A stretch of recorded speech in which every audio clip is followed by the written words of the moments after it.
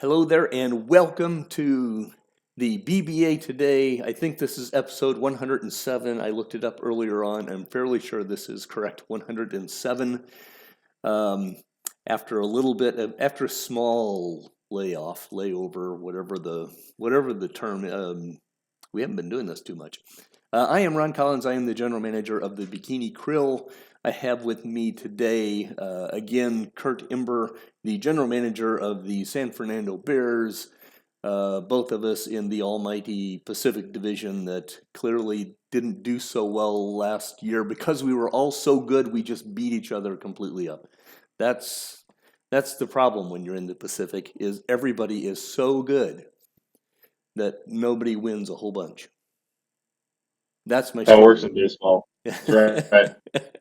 That's my story. I'm sticking with it. We will not bring up the conversation about the difference in our records in head-to-head Heartland conversations this last year because that would just be outlier. No. But we're the SEC of the Brewster, Ron. It doesn't matter that we haven't won a championship in a few years. Everybody has close together records. There you go. And speaking of championships, we are December 1st of 2064, and the Phoenix Talons are the reigning Brewster Baseball Association champions, which, good for Sean. Yay, Phoenix. Dethroned the vile, nasty Nashville Bluebirds in a resounding sweep of the entire postseason season. 12-0. I don't actually know if that has. I don't know if anyone went back to see if that has been done before. What are your thoughts about Phoenix as champion? Feels like the last time we podcasted was around when they were taking off. I kept somewhat ironically referring to them as a team of destiny, but I remember you had Kamish on, and Kamish kind of scoffed at this idea that Phoenix was going to be a thorn in his side. I think that was before 2063, and Sean proved they were a good team in 2063, and then 2064 cemented them as like a team of legends. It's been weird. Sean's like in a chipper mood now. I don't. It's kind of disturbing. A lot less bitterness, but they're a really good team, and he built it all for the most part internally. I mean, I guess he made a couple of big trades, but I mean, most of the talent on the team came up from through Toledo, and that's another thing I mentioned to Sean is I think that the age limits that he raged against so much did worked in his favor because he had to put prospects in A ball to win games. And if they'd been a bunch of 38-year-olds, they wouldn't help him win a championship. But a bunch of 22-year-olds eventually become BBA Brewster players. There you go. It's as good of a theory as any. My personal theory is that the team really took off because he added a Bikini Krill pitcher into the mix when he traded for Nakamura, and so until that point things were in doubt. But then once you add a little bit of Bikini into the mix, then suddenly that veteran leadership buoyed up all of the Liberty players who struggled, who didn't quite get over the hump in 2064 to make it in, or 2063 to make it in 2064. That's my theory. Everybody's looking for an edge, a competitive advantage. Have any GMs considered just purely relying on ex Krill players? Because it seems like guys play better after they leave the atoll. So, I will say that there seems to be a statistical evidence of that. Um, mhm. from the moment that we arrived at the atoll. So, uh, I'm just a generator for all the other teams in the league. It's an important role, Ron. That's okay. You hang your hat on that. Anyway, congratulations to Sean and the irascible Sean Marco. Maybe buoyed a little bit in 2065, but and if he continues on and he becomes the frontier, the latest frontier behemoth, because those Liberty players are fairly young. This could carry on for a little bit. I guess that's maybe a question: is how do you see Phoenix going on into the future? you know, maybe he'll come back to his irascible, curmudgeonly, curmudgeonly self. But until then, he is kind of floating on air here, so that's good. So anyway, we are Yeah, here. Go ahead.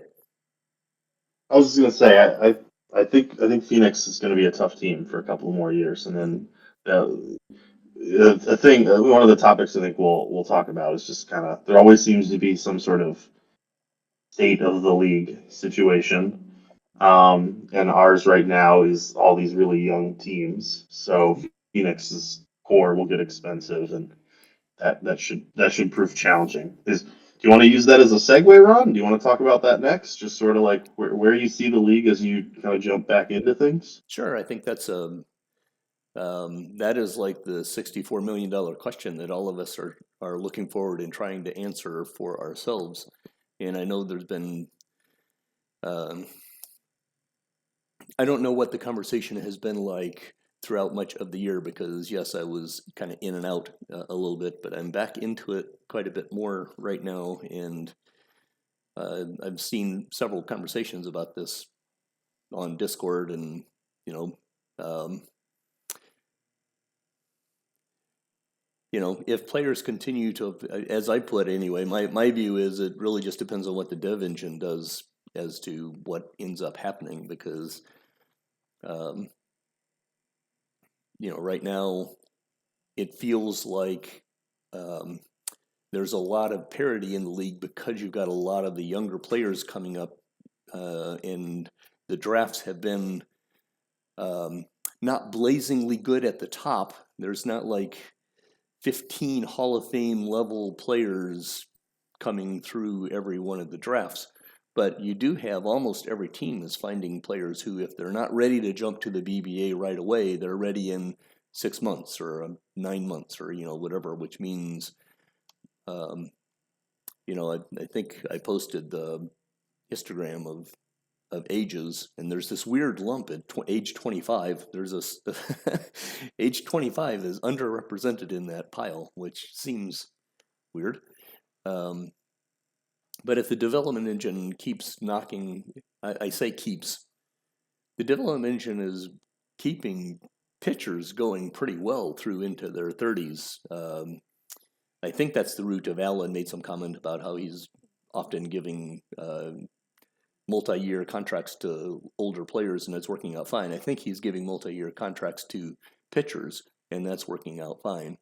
I'm very concerned about multi-year pitchers or multi-year contracts to older hitters, um, but I admit I don't have data on that. It's just I seem to see so many 26 to 28-year-old kids who suddenly go blah. Um, is that a remnant of the version 25 to version 26 set of players? One of the amazing things about this league is, as you kind of referred to, there's always a state of the league going on at one point or in one way or another. And a part of that is because we still have players in our league, I'm certain, that were created in version 19, right? And have been through the development engines of 19 and 20 and 21 and 22. um, so it's very hard for us to look at um, one era and point to one thing. Um, but yes, if the development engine keeps those 26, 27, 28-year-olds growing out into the 30s, then we're going to have a really interesting dynamic because you're still going to see the young players coming up, but now will we see older players keeping the younger players down more, or will we see the younger players who are cheaper? Where's our money, right? Right now, there's money. The league is flush in money because of all the young players. But will we see the young players who are cheap causing older players to have shorter careers simply because they're not as good as the younger players, not because they crash and burn, right? I don't know. What do you think? What do you think is going to happen? How are you positioning the San Fernando Bears to to be thinking about the development cycle over the next couple of years. Yeah, I mean, one point of evidence for what you were just talking about is just like I posted the average age yesterday, and pitchers are 2.5 years older than hitters. So Mm-hmm. that backs up what you were talking about with pitchers maybe aging a little better. So I think what happened is I really liked the 2057 draft specifically, but then I felt like it dipped for a year or two. I'm just totally shooting from the hip here off memory. And then I want to say it was like 60 and 61 that were really good drafts, maybe 59, 62, somewhere in that time frame.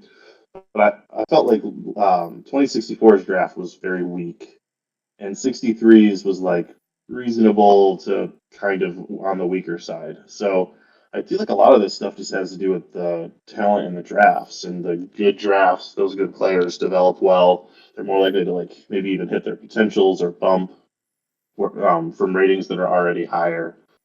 So we might see a leveling off here if the last two drafts have been a little weaker. Those players are going to start to be making some noise here in 65, 66. It's about right for the developmental timeline for college players. So a lot of it comes down to how strong are the drafts the next couple of years. I really like there to be a mix of Mm-hmm. players. I want to be somewhat realistic. Obviously, I want the Brewster to have its own storylines and do its own things, but I don't love it being warped where like all everybody has a ton of money because there's no veterans to sink contracts into. So I'm hoping that balances itself out a little bit, and I have a little bit of faith that it will.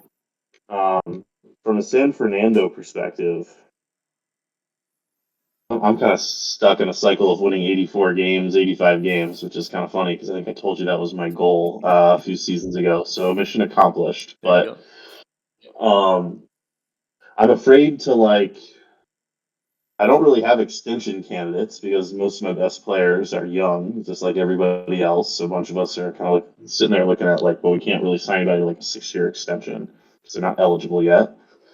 And then I'm like leery of going like I went after Nick Rivers last year in free agency. He was and he's a pitcher, but he was 34, and he was like my worst pitcher last year. So I'm pretty leery of investing in veterans, and kind of just want to see how like the youth movement plays out. I have a youngish team, and I have a pretty good farm system, so I'm thinking like I'm trying to be disciplined. I felt like I traded quite a few good young players back last time I was had a competitive team, and I've had thoughts of like if I just held on to everyone, I think I would have had a better team. I don't know if I like really like shifted my window in a way that was really that advantageous. So that's what I'm thinking. Uh, Obviously, you're cool with investing in 1 year deals, which makes sense. So you signed Ackerman to a $35 million deal. As you were Yes, I did. coming up, I'm assuming there was like a decision making, a series of decisions you made where you were like, okay, I want to offer Ackerman. Did did you like ever consider anything other than a 1 year deal? And like, what were your thoughts on that? He's kind of unique because he's so injury prone, but was it always a 1 year deal?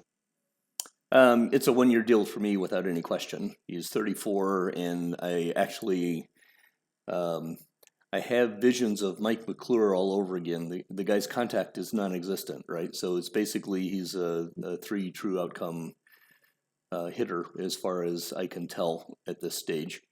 But his glove is so spectacular right now that I mean, knock on wood, he'll still do at least 3 WAR and maybe 4. I thought in order to get him, I was going to have to overpay, um, and I did not want to get in a situation where I was paying him $20 million a year to be a ex Hall of Fame. I mean, to be a Hall of Famer who signs autographs in the, Us. Yes. and brings some fans in, because I do agree with you as a general rule that this disparity in maybe agree is too strong of a term. I expect that this disparity between payrolls and salary cap is going to shrink as we go forward over the next couple of years. And so I do kind of, I'm just really leery of getting myself into a big speed bump that, for example, I left with poor Rob back when Dong Po Thum had his two $30 million a year year contracts. When I signed that contract, which he was still a blazingly good player when I signed that contract, I was actually hoping to get something like when Aaron Weiner did a couple of those with some pitchers, and he got lucky, call it that, and his pitchers opted out of those. They retired. They left money on the table and they retired. And so I was hoping that Dong Po Thum would do the same thing, and that when I got there, I would not actually have to deal with it because he would have retired. But Dong Po had other ideas. So I'm very leery about the idea of having a player like Ackerman hang on very long. I mean, obviously, I hope he's going to be a 4 to 6 WAR player like he has been, and if he hits well enough, if we get lucky enough on his contact, then that will be a really useful player for me right now. Because as you kind of noted on the thread that I on the TN that I put out on it, yeah, I need his bat. I need his bat to be pretty good. Luckily, from a perspective of going, luckily, from a perspective of going year to year, the defensive increase at second base will be pretty extreme because our second base defense was extremely poor last year. Despite the fact that I still keep looking at Napoleon Mellett's ratings and go, he shouldn't be minus 12 zone rating. A minus 4 would feel fine. So anyway, I don't know. I did not actually expect that Ackerman would sign the 1-year contract for $35 million, but I felt like I've got the money. I knew I'm not going to be able to put a bunch of money into IFA this year because I put a bunch of money into it last year, and so now I'm throttled. What else am I going to spend my money on? I do not want to give Moreau P. Westmoreland, P. Moreau Westmoreland, whichever is it. I don't want to give my owner a bunch of money at the end of the year, right? Yeah. So the options in that mindset, if he did not sign that contract, then the next thing I would probably be doing is be spending quite a bit of money on key minor league guys that I just want to use to fill in the cracks of my organization. Are you locked out of IFA this year? Not locked out, but I am limited as to I can't offer anybody more than like 300 or 700K, right? So I'm not going to be playing. I can't. One of the things I've asked the Out of the Park folks to do is if you go to the IFA sheet right now, it shows you what everybody's dollars available are, but it doesn't tell you what anybody's restrictions are. It ought to tell us what the restrictions are because we're professional GMs. We've got a staff. It's not too hard to do the math to figure out who's, people know this isn't some state secret.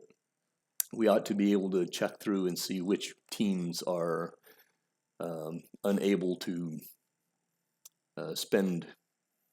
I mean, I guess technically I can spend the max if nobody else bids on any players and I bid on every player at the minimum amount, then I would spend more than my $4.7 million tax-free budget. But effectively, yeah, I'm locked out.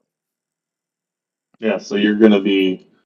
So it's kind of interesting because there's going to be a fair number of GMs, I think, who are locked out because I think a lot of people were trying to spend that excess cash last year, and then you're going to be competing with all those same people for those minor league free agents, and there's always some of those guys, but it's hard to spend $15-20 million that way. So and some of better it'd be invested in Ackerman, I think. Yeah, without any question, and the ones that I would be probably focusing on are only going to be a couple $100,000 a pop anyway, because I just can't, like I say, I can't afford to. I am not allowed to play at the higher level that most everyone else will be playing at. So, But I think among the more interesting teams on free agency, I don't know if you've dug into things too much, but I think there's a couple of interesting teams. Um, and actually, rather than starting with Cobble Hill and their Carlos Moya deal, Yellow Springs, Rob jumped in and picked out a collection of interesting players and got them to sign. Micah Harrington, um, and Luis Gonzalez. Match them up with his rookie pitcher. What's his name? Like Angel Garcia or something like that. He's got a really spectacular young rookie pitcher coming in. That leaves them with kind of the 3 deep, 4 deep starting rotation, and that's interesting. The Heartland is definitely a very interesting division as the weaker and younger sibling of the Frick League. They're definitely interesting to watch. I am not certain that moves their starting rotation up quite to the Twin Cities, Nashville, Chicago level. But on a good day, that makes them able to compete, gives them a puncher's chance on the pitching side of the offense.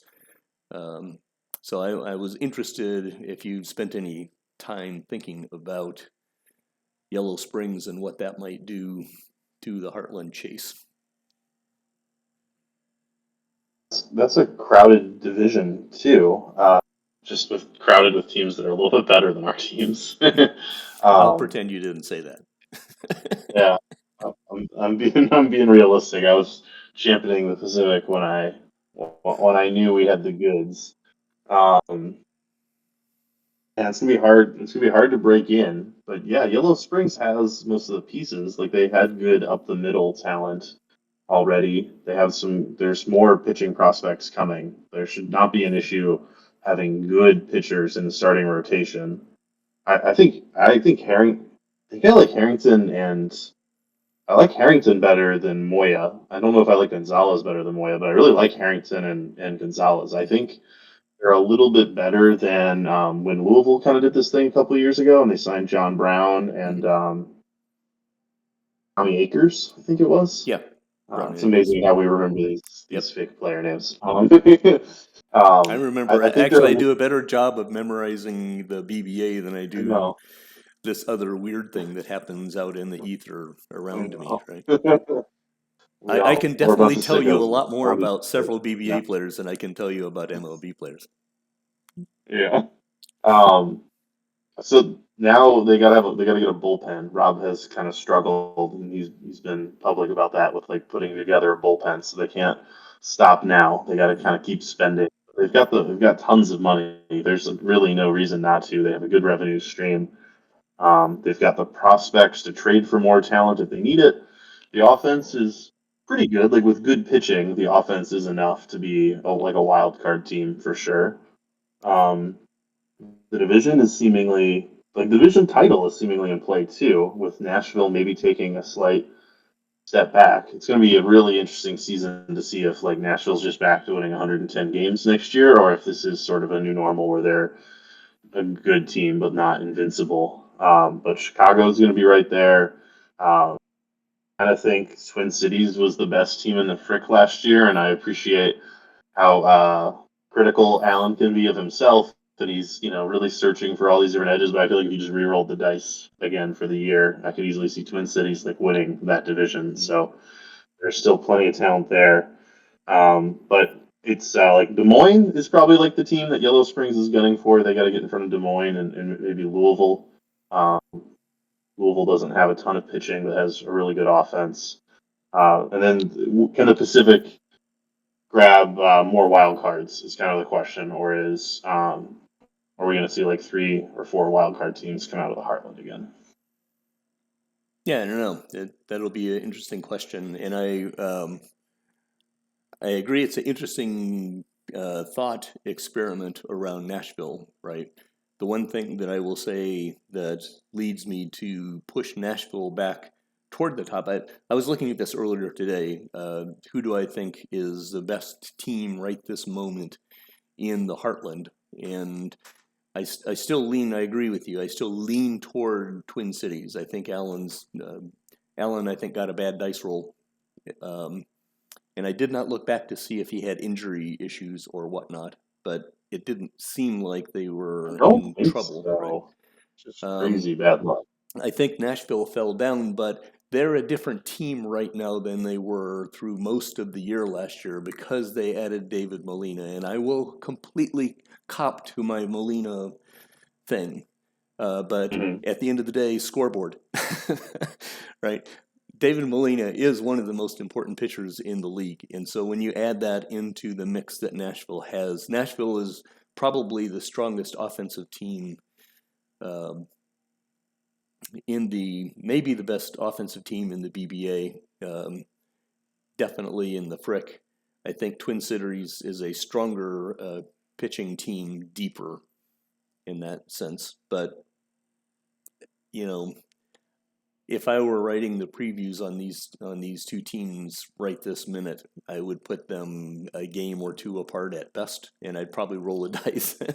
um, a lot of it does depend on if Molina is in my brain, right? In Ron world, a lot of it depends on whether Molina is healthy all year, and what Chicago, if Chicago is as strong as they. I was surprised Chicago was the winner of the division. I was not surprised that Chicago was in the mix without any question. Um, Yeah. so it is a really fascinating division. It's a fascinating struggle. Louisville, I think, is really good, and Brian may be adding some more pitching. We'll see what happens. I'm not. I assume he has money. I assume everyone has money, um, but I have not looked at that. Scanning through, I Yes. think Des Moines' You see biggest. more of Des Moines may be in for some trouble, simply because they don't seem to be moving forward on their pitching staff. And so, yeah, I do see Yellow Springs as being certainly capable of jumping Des Moines here, sitting here on December 1st of a free agency that is interestingly deep with okay players, right? It's not a horrible free agency to me. There were several. I was actually playing the game of can I create a team that competes with free agents, and yeah, there's lots of really useful free agents out there. They're just not the startling, you eye-catching guys. So, um, you know, same question though. Cobble Hill and the Carlos Moya signing. I thought that was a fantastic signing for Shoeless and for Cobble Hill. Um, I can make arguments one way or the other, Harrington and Moya and Gonzalez, and which ones would you rank first, second, and third? If I remember right, Moya is a little more, a little older than the others. Am I remembering that right? Um, but a little bit. I thought Moya going to Cobble Hill.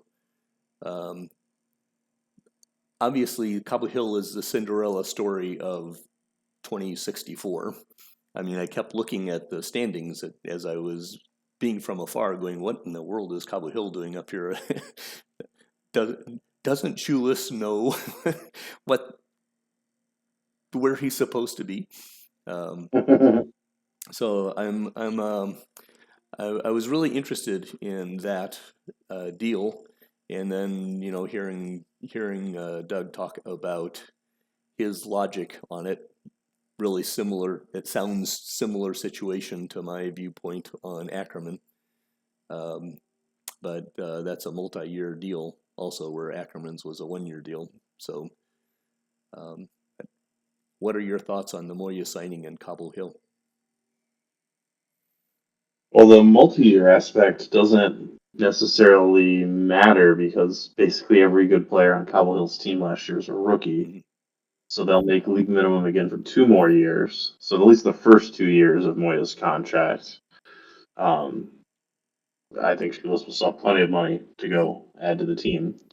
And I don't remember if there's opt-outs or a bunch of options on the end. I guess I could check. That that makes it so that maybe it's not quite was it a 5-year deal? Let's see here.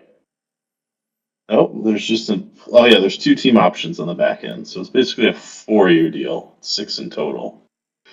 But it de-escalates a ton. So he makes 40 million, then 30 million, then 17, then 12, and then the team options are for 11. So that changes the way you kind of look at it because you can absorb 11 and 12 a lot easier than Right. the average annual value, which is like 20 million. Um, Shulis, like, even kind of admitted it was like the perfect time to be trying to like build a team out of nothing because all of these prospects are just coming up year or two after you draft them. Mm-hmm. He's obviously being um, kind of modest, I think, because obviously he did an amazing thing too. He traded some players. Everybody was like, no, you would never trade Jensen or who was the other guy they traded? The other starter who turned into a reliever, Torres or Torres. something. Yep. Torres. Um, and it didn't even look like he was getting like these really sexy prospects back. And then here he is. There you His go. team kind of they hit, they field, they play, they pitch. You know, they do it all. And Moya's very shoeless style pitcher with his control and movement. Mm-hmm. He should age all right. He didn't have a great year last year, so that's probably the concern, just with the way players are kind of falling off. For him to have had you come off a bad year, you hope that he's going to be pretty good in these years where he's making 30 million bucks. But what else was he going to spend it on? Couldn't spend it on IFA. Same boat as you. Would have been fighting over minor league signing bonuses Yeah. with the Bikini Krill. Right. And your point on the structure of the contract being very heavily front loaded is um, something that is a for many years. It seems like a lot of teams have been trying to backload contracts.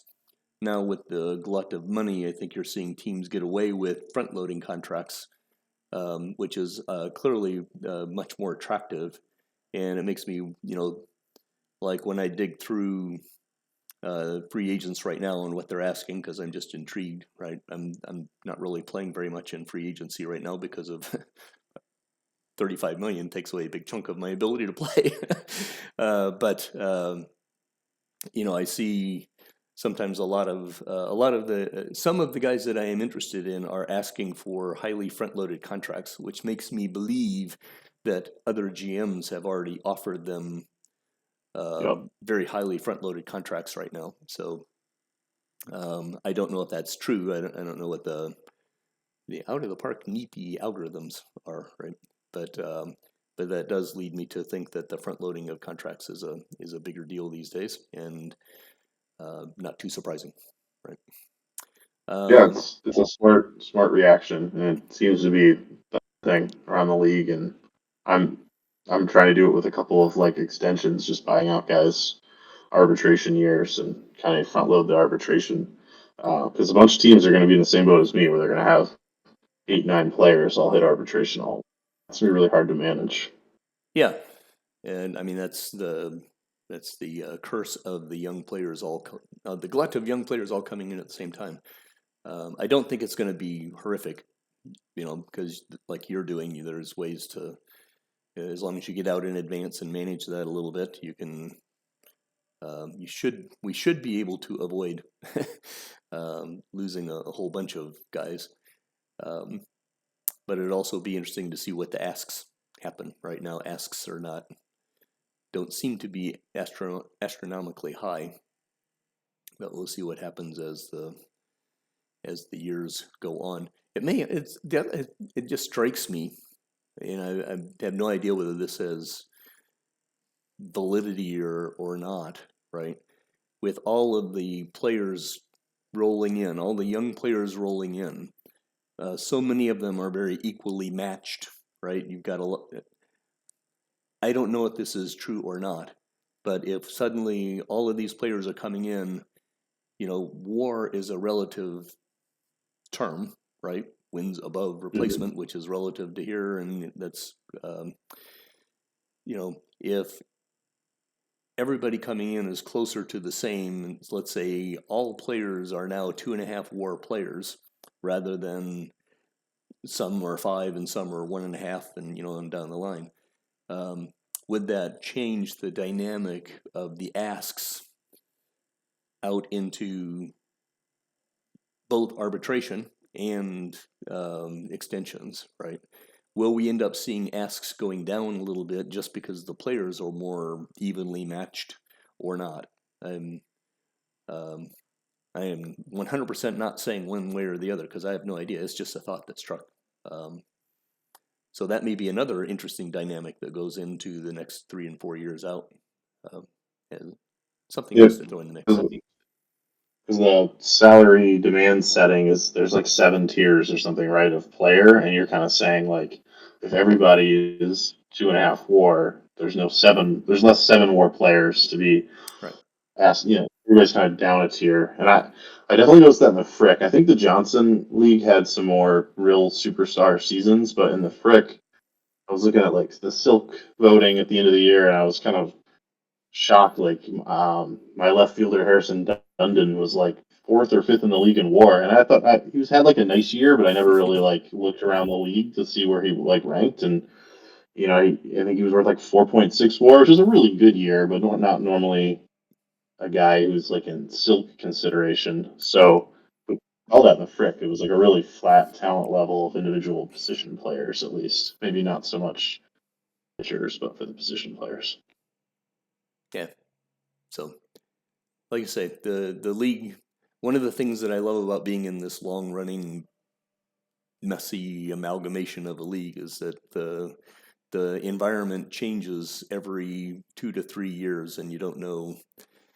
Um, part of the joy of being a GM is that you get to try to decide how to interpret that and what to do going forward with the players that you have and all that other good stuff. So anyway, let's talk about the guys remaining. Let's talk. What are you expecting? Are you expecting more $30 million players? Are you expecting? It seems to me like, but there's 2 or 3 guys that are out there that are still kind of bigger ticket items. Was it Resurrection Santos and there's the $60 million or 60 rated pitcher who's not a 60, right? Yeah. But that'll be I, interesting I to see. just I just sorted it by demand. The free agent pool has, and I think that might be demand to me. So I don't know. Maybe I'm giving away Yeah, something no, here, no, but it's okay. there's Yeah, there's it's okay for you to five give away players. demand to you. Well, actually, I'm sorting. I'm like clicking the column. Mm-hmm. And clearly, there's like some nuance to this demand number because it lists the first 5 players are roughly in order, and then there's a player with 2 million, and then a player with 9 million, and then a player with one, and then a player with nothing, and then a player with nine. So like maybe it knows guys are getting like minor league contract with major options that are really high numbers, or components of the contract bonuses are part of it. I don't know. Kind of interesting. Anyways, Yeah, there's 5 guys from 10 or more million listed as the demand. Top guy is Hashimoto, first baseman, who thinks he's going to get 22 million a year. yeah. Which, he's a Santos good is, looking player, but I yeah, don't know about a first baseman getting that kind of money. We'll see. yeah. I don't think 22 is going to happen, but that is interesting in that sense because you look down Hashimoto's WAR column, right? In the last 7 years is 6.2, 5.2, 4.4, 5.6, 8.6, 6.4. Last year was a down year at 3.9, right? And I can remember GDC when. war. What's that? Yeah. Yeah, I The mean, GDC war. Taking with a grain of salt. yes. But at the end of the day, the point is he's been um, extremely consistent until this past year. But Mm-hmm. if you play the metagame right, why is he asking $22 million? Well, because those are his WAR numbers, and maybe the game is doing some level of leveling based on GBC reputation and BBA reputation. Um, but I'm not sure that that's particularly high. We'll find out, I suppose. Where do you translate GBC stats at?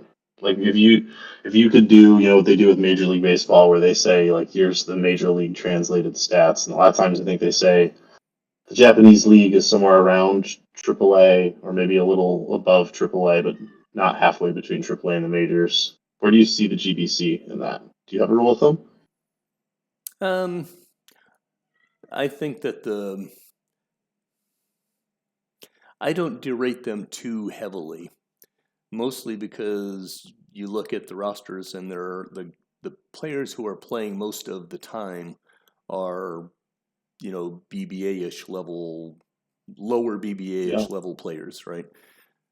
Yes, if you go down their rosters, you can see that their rosters are not particularly, not as deep, but, the reason I asked the question, I liked your post on ages and average ratings and so forth. And the reason I asked the question that I asked is, are you just averaging all the players who have that as a position, or are you doing it based on some level of operation?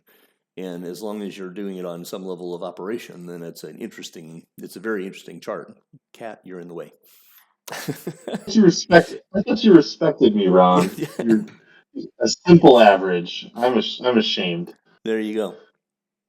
But in that same dynamic, right?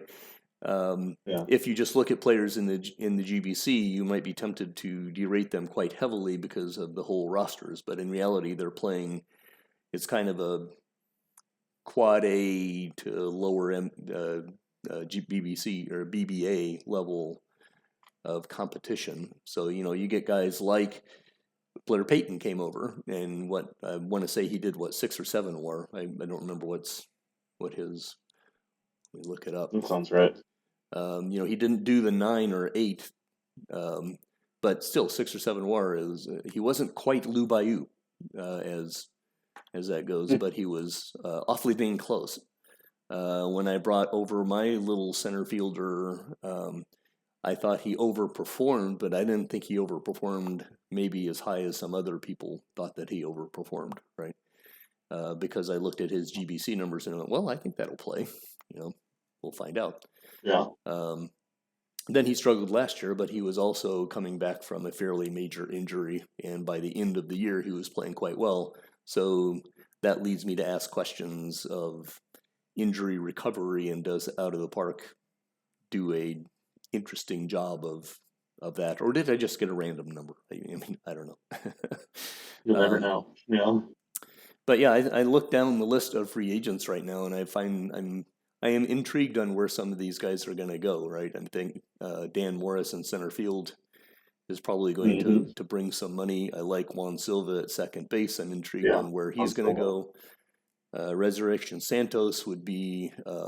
I will be open and say that I also put in a bid on Resurrection Santos last time simply because I wanted to essentially say, "Hey, Resurrection, I'm here."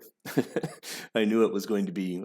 I assumed it would be too low because it was a hailing call rather than an actual bid. Yeah. He has some interesting elements, but he's 32 and he's had some ratings decline.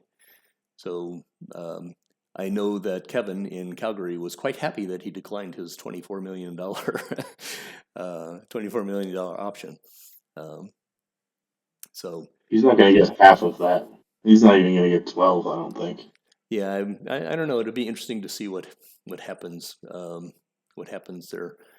Um, so lots of interesting players. I think your post that you made on average ratings for catchers, for example, makes me wonder if somebody like Bradford McBarrett will pick up a decent contract. Dale Olds is out there also, but he's not quite the offensive presence as McBarrett. So I don't know where the league is on catchers right now. My guess is we're fairly flush with young and good catchers, but there's also seems like there's always a place for a guy who can catch and do fairly well defensively. Yeah, a lot of. Oops, I gotta step away for just a second. Keep talking, Ron. Okay. No problem whatsoever. Um, so I guess in that sense, the one thing that I also wanted to mention as I'm thinking about it, going back a little bit, the other team that actually picked up a collection of players was New Orleans, and I know Jim has been sometimes it seems like struggling to get his feet to the pedal when it comes to filling up his rosters. But in particular, I was intrigued with his signing of Jamie Barber um, out of Sacramento, 38 years old, $19 million overall contract. Pardon me, split in two, right? 9.5 million for 2 years. Um, Interesting selection at this stage. He's kind of a placeholder, I think. So I'm not sure if you have any. I think New Orleans actually signed like four guys, which I think is good news for New Orleans because merely getting some churn going on the roster is got to be a good thing. They've hit on some pretty difficult times over the past, say, 5 years or 8 years. It's been a while since New Orleans has really competed. So I don't know if I can read this as Jim is going out and finding some useful players to plug into holes. Is he got a waiting game going? The Atlantic is has been a extremely difficult division to compete in. I don't think it is quite as strong as it has been in the past. Um, have you had any thoughts whatsoever around New Orleans at this point, or am I just kind of trying to read too much into the tea leaves? So it's kind of hard to decipher exactly how Jim does it. So that's part of this is I never totally follow what he's doing, and then he builds very good teams. So I think they're spending money because they have money, and it's you're better off spending on talent than letting it go to your owner.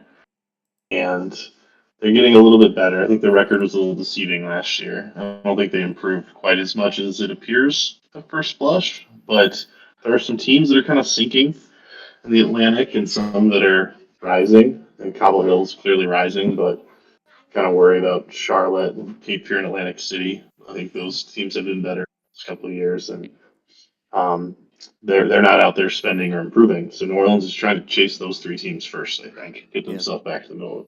And Montreal seems to always be retooling, right? Yeah. They never seem to be down, but they also at this stage I can't. Now, admittedly, my scan of them in the last day or two has been a little bit precursory, so take it with a grain of salt. But they have not looked to me at any time as if they are the dominant team in the division, right? And I think they are helped by the fact that Charm City is rolling through their natural decline phase. Call it decline. Some of those huge players, the Ackermans of the world, are getting old and moving on. Um, so that kind of opens up some environment for them. But New Orleans has been a pretty destitute division member for a couple of years here. So I'm hoping that this I'm rooting for them, and I'm hoping that Jim's activity here is indicating that things are back to. I make an assumption that Jim has had a hard time paying attention to a lot of things. Um, when a team starts to go down, when a good general manager's team starts to go down the tubes, to me it indicates more that they're distracted by other life events than than anything that their skill set has. Their skill set generally doesn't erode too much, mine withstanding. Is it? This is a tough division. I still think it's probably the best division in baseball. It's them in Heartland. I think Hmm. Portland. like the senior divisions amongst their leagues. So you can get better and still be on the outside looking in to the Yeah, playoffs there there. you go. All righty. Hi there.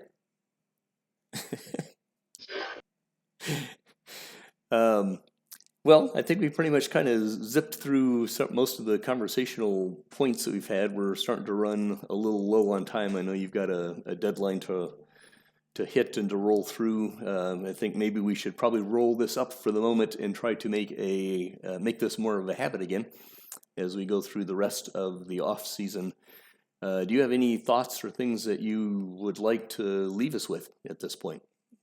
Anything that was hot and pressing on your mind that we have not yet chatted about? I don't think so. I'm excited for the Rule 5 draft. That's one of my favorite things Yeah. every year. I think we're 2 sims away from that.